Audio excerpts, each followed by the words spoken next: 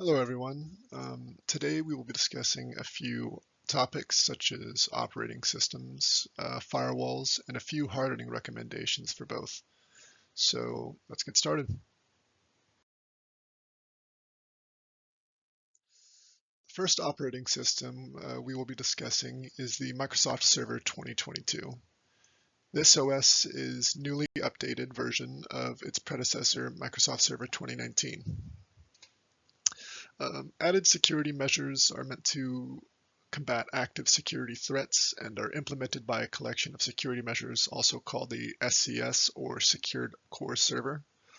Examples of these security measures are Secure Boot, which is a security feature that verifies digital signatures on system boot up, which basically ensures that a system is in its intended and edited free form and that it is free of malicious code.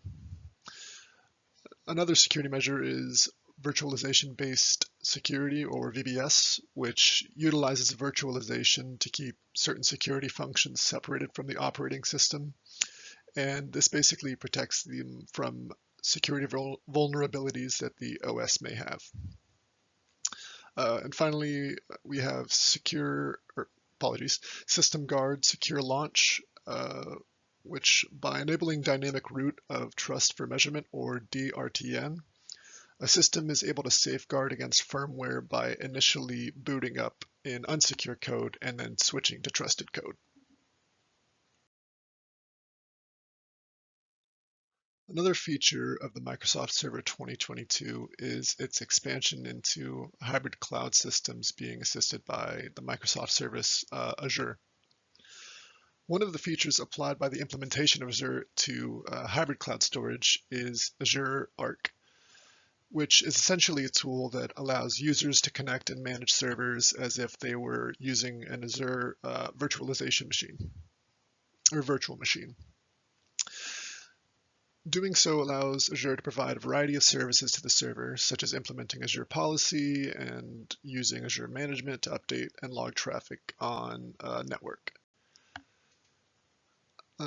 Windows Admin Center, or WAC, was another tool available to users via the Azure portal, which can be used to manage a large number of systems and processes such as files, file sharing, storage, and applications.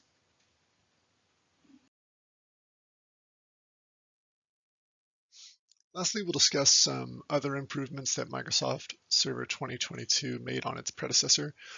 An example of this is increased application compatibility. This was due to the implementation of several features and the new ability to use previously unavailable system compatibilities, such as group managed service accounts, or GMSA, being unable to use containers in Active Directory without first initializing a domain. Being able to now allows for better compatibility with Kubernetes, which is a containerization system that allows for automating applications and application management. Microsoft Server 2022 also improved storage capabilities, basically increased space and added features. A few of these are server message block compression, which compresses files while they are being transferred, which increases speed. Storage migration service allows for easier transferal of storage to Windows servers or Microsoft Azure, and faster storage repair by moving data that is absolutely necessary to be moved, which increases speed and reduces strain on system resources. Now let's discuss a few hardening strategies for Microsoft Server 2022.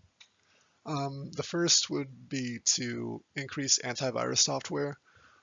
Windows Defender is already on Microsoft Server 2022. While robust, other open source or third-party antivirus software can be used to further increase protection against malware or other types of harmful traffic. Second would be to analyze and improve policy. This strategy is to be both implemented on the network level and company level to those working for a corporation. This can be done using the Network Policy Server, or NPS, which is found under Administrative Tools. And lastly would be to have implemented the Microsoft Security Compliance Toolkit. The toolkit can be used to implement a variety of useful security measures and analyze information such as analyzing policy. It can also be used to manage a company's group policy objects, or GPOs, which are used to implement rule sets for groups of users.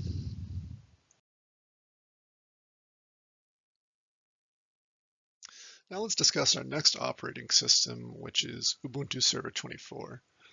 It is the latest version of Ubuntu, which is a Linux-based operating system. Ubuntu Server 24, like Microsoft Server 2022, includes several security features which seem to be more focused on user privileges while on the server or the network.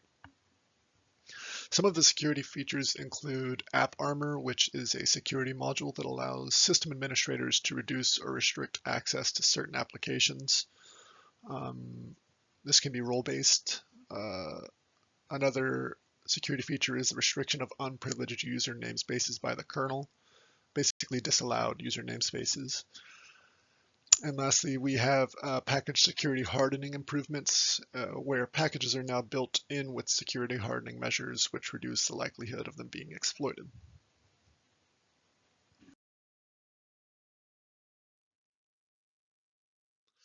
The latest version of Ubuntu runs on systemd, with the current version being version 255.4.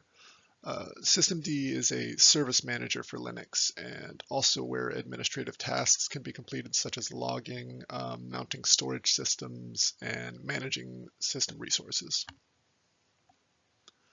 The server also uses the latest version of the Linux kernel, which is Linux 6.8, which contains some of the following features. Cache improvements via networking buffs, which will aid with TCP connections and just basically make them improve with just faster performance.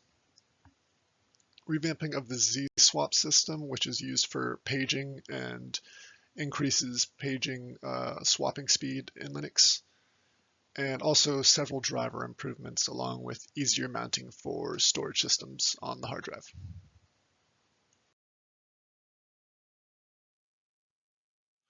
Now let's discuss a few hardening strategies for Ubuntu Server 24. The first would be to ensure that only root has the user identifier or UID of 0. This is the highest permissions that an account can have, and adding user accounts with the same UID will give them the same amount of permissions as the root account, which can lead to serious security issues. Next would be to keep systems up to date. This is an important step in ensuring that the latest known security vulnerabilities are patched. This can be done through the Linux command line interface using the command apt-get update. And lastly would be to configure the sudoers file. This is which users or accounts on the system can use the command sudo. And this file can be configured using the visudo command and is necessary to ensure that only authorized users are able to execute the sudo command.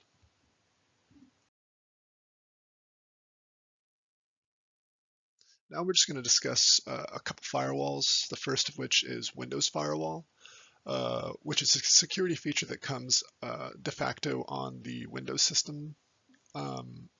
It is a host-based firewall, meaning that it only monitors the device that it is installed on. It will scan network traffic based on a set of criteria or a rule set, and will allow or deny traffic based on that rule set.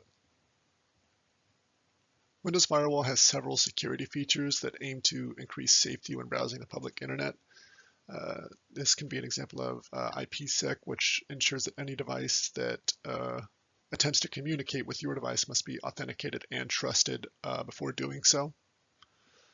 It also uses network location awareness, which can dynamically apply security settings based on where the device is, such as home, at the office, or in a public space like the park.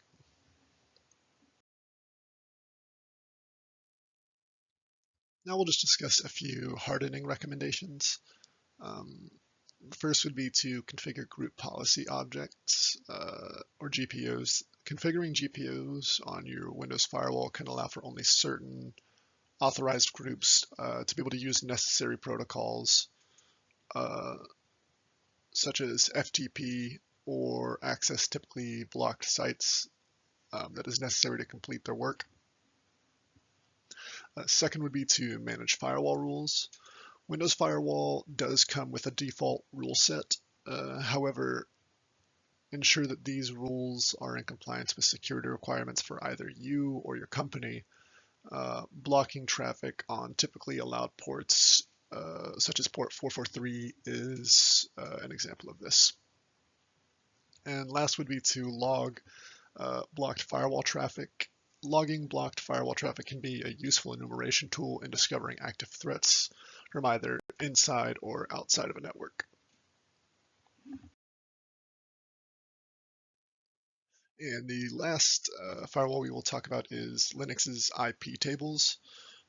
IP tables is a Linux firewall that monitors and analyzes incoming or outgoing traffic. Similar to Windows Firewall, it does this based on a set of rules that Firewall abides by.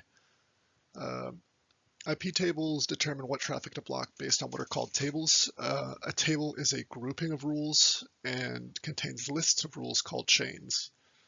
These chains are accessed when the firewall comes into contact with traffic, and the appropriate rule is applied from the chain, and then the traffic is targeted where it is either accepted, dropped, or rejected. And below you can just see kind of the flow that data takes whenever it comes into contact with the IP table.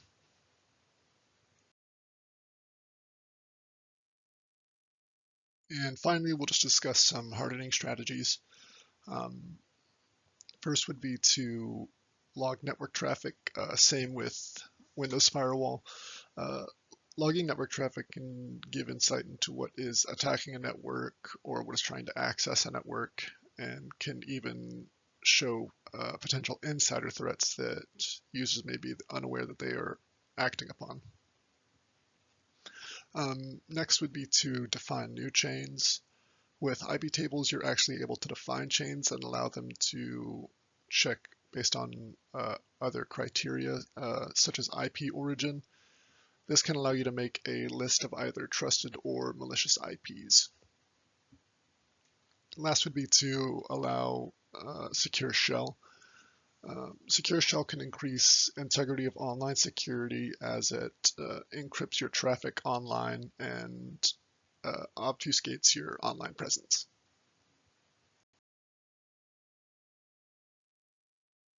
And lastly, we just have some references.